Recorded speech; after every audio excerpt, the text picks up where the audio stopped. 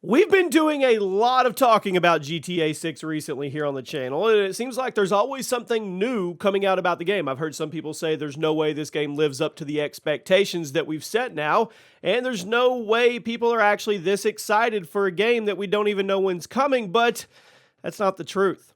GTA 6 is going to be one of the biggest, if not the biggest game in history. People are always digging around the internet for the slightest piece of news, just the sliver of new intel. And believe it or not, we actually have new stuff to talk about in this video today. Welcome to the channel, everybody. Chaos, including a newly confirmed world event that was discovered while going over leaked footage from a while back, as well as a certain scam that's been going around the internet relating to GTA 6 pre-orders.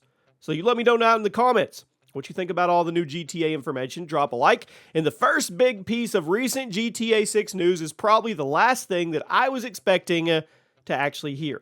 Now, some have been reading pretty far into this. I have mixed opinions, but for those that weren't aware, pre-orders for Grand Theft Auto 6 actually popped up briefly online before being exposed as a scam.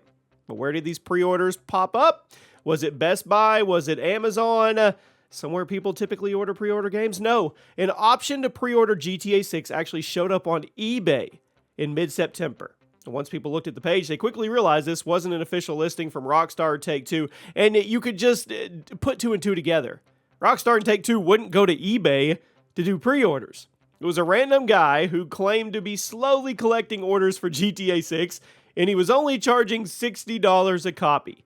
Now, it looks like this guy was trying to act like a middleman to guarantee that you would get day one copies of the new game no matter what, but why would you trust him? His profile also has active listings for unreleased games like Spider-Man 2 and Alone in the Dark. So either he's really confident that he's going to be able to be everyone's personal delivery man, or it was a total scam and he was just trying to get some money. Now, if you see headlines over the next week or two about pre-orders that are live for GTA 6, do not worry, don't fret, you didn't miss anything. It was just a random guy on eBay. Now, in other GTA 6 news, a lot of people have been going back and they've been combing through all that leaked development footage that dropped over a year ago, attempting to uncover all kinds of possible details about the game prior to its reveal. Every few weeks, some new details will be surfaced or resurfaced, but those who still have access to the leaked footage, they're digging, and then everyone tries to spread the footage around social media only for Take-Two and Rockstar to send out a whole new wave of DMCA takedowns, and eventually the internet moves on to the next one. It's funny. It's wash, rinse, and repeat. It happened again the other day, and the detail that was uncovered, it's actually a pretty cool one. In mid-September, a Reddit user that goes by ML Fox went over a bunch of previous leaked details that seemed to suggest there would be some kind of story element having to do with a serial killer on the loose in Vice City.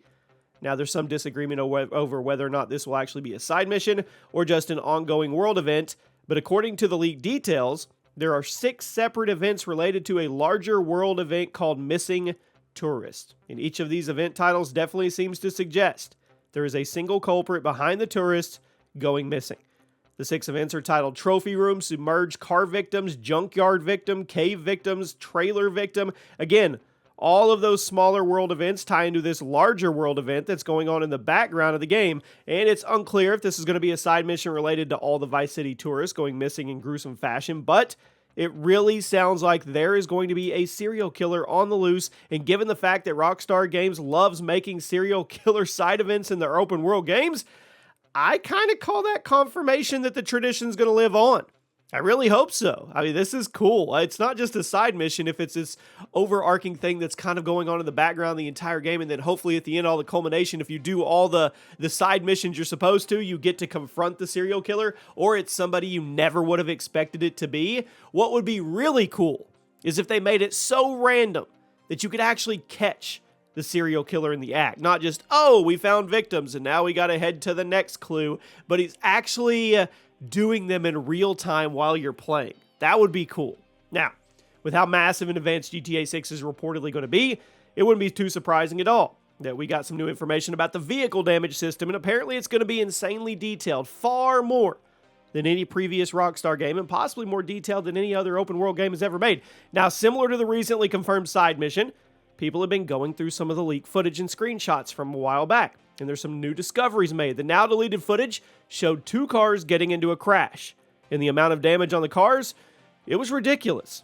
The car frames crunch up in this super realistic way, and the way the metal of the frame dents and the paint warps, it's really realistic to real car crashes. So it seems that Rockstar has gone the extra mile with their destruction physics for the game, and that's going to honestly make for some awesome moments. Down the road, we may not think too much of it, and it may just be normal to us, but if you look at the details, it's pretty insane. Now, part of the car crash footage also briefly gave us a good look at the new Vice City map, and I'm here to say I'm ready to explore. I know everybody is, and I just saw the Spider-Man 2 footage for that map too for New York, and I'm ready to explore that as well, but that has nothing to do with today. It was previously reported that the new map would be bigger than any GTA 6 map in the past, possibly even twice the size of GTA 5's Insane Sandbox. This means multiple major cities and hub areas, along with all the interconnecting towns and open areas to drive through, and the bits in the map we saw with the car crash footage seem to be from within Vice City proper, but the amount of detail, it was ridiculous. And if this is what the game looks like in development, this was a long time ago, imagine what we're going to get shipped. Now, we can talk for hours about random GTA 6 rumors and new revelations from the leak footage, but one question still remains. Can this game live up to the hype? A lot of people have been talking about the idea of video game hype, especially when it comes to AAA games, largely because of the discourse surrounding Starfield. Starfield was in development for a long time, and people were expecting it to be the game of the generation.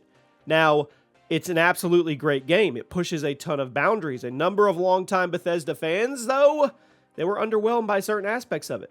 Many gamers around the world have raised some annoyances with certain elements of the game now that we've all had time to dive into it. Again, Starfield is a great game, but the argument could easily be made that it didn't quite live up to the expectations and the hype, but is that the game's fault? When you have something going on for so long and you hype it up so much and the expectations are for years, can you really win? Hype for this game was gigantic. So naturally, you're going to be disappointed at some things, and some people are never going to be happy.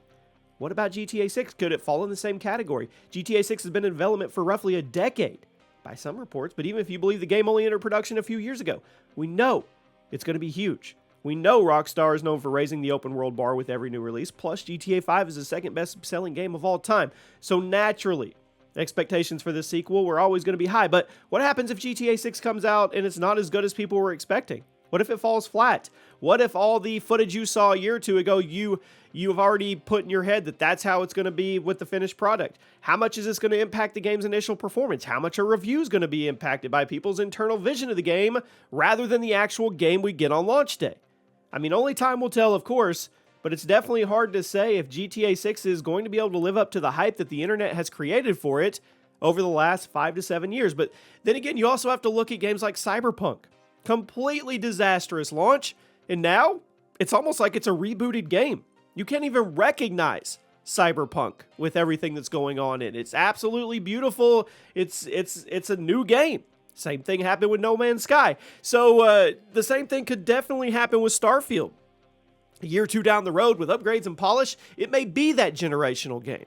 But everybody's expectations for GTA 6 are on the launch day. There is no, we're going to wait a year or two. This needs to be the best game of all time when I get my hands on it. Let me know what you guys think. I'll keep you guys covered if anything new breaks.